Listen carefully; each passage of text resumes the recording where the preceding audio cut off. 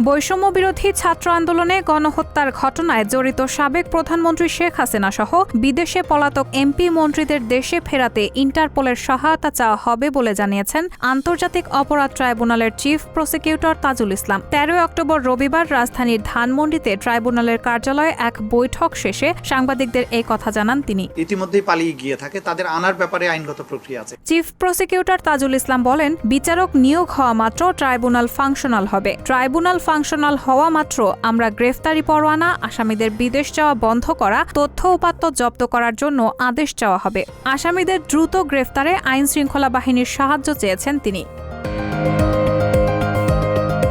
শেখ হাসিনা সহ পলাতকদের বিষয়ে chief prosecutor বলেন, মূলত যাদের নির্দেশে ও যাদের কারণে এই গণহত্যা মানবতাবিরোধী অপরাধ সংঘটিত হয়েছিল তাদের বিষয়গুলো যারা টপ কমান্ডার্স তাদের আমরা প্রায়োরিটির তালিকায় শুরুতেই নিয়ে এসেছি। আইন অনুযায়ী তাদের গ্রেফতারে ইন্টারপোলের সাহায্য চাওয়া হবে। কোনো অপরাধী বিশ্বের যে কোনো প্রান্তে থাকলে ইন্টারপোলের সিস্টেমের সঙ্গে বাংলাদেশের সম্পৃক্ততা থাকায় তাদের গ্রেফতারে বাংলাদেশ ইন্টারপোলের রেড নোটিশ পাঠাতে পারে বলে জানান এই চিফ প্রসিকিউটর।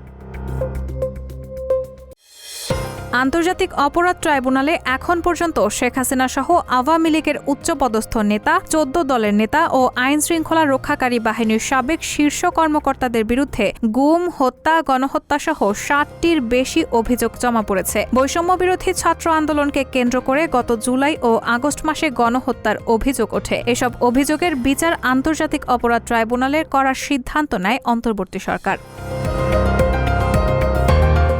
তদন্ত সংস্থা ও প্রসিকিউশন টিমের নিয়োগ হলেও বাকি রয়েছে বিচারক নিয়োগ করা। গেল জুলাই ও আগস্ট মাসে গণহত্যার অভিযোগের বিচার আন্তর্জাতিক অপরাধ ট্রাইব্যুনালে করার সিদ্ধান্তে নতুন প্রসিকিউশন টিম ও তদন্ত সংস্থা গঠিত হয়েছে। বিচারের জন্য আইন সংশোধন ও ভবন মেরামতের কাজও চলমান। এমন পরিস্থিতিতেই আগামী সপ্তাহের মধ্যে ট্রাইব্যুনালের বিচারক নিয়োগ হবে বলে জানা গেছে।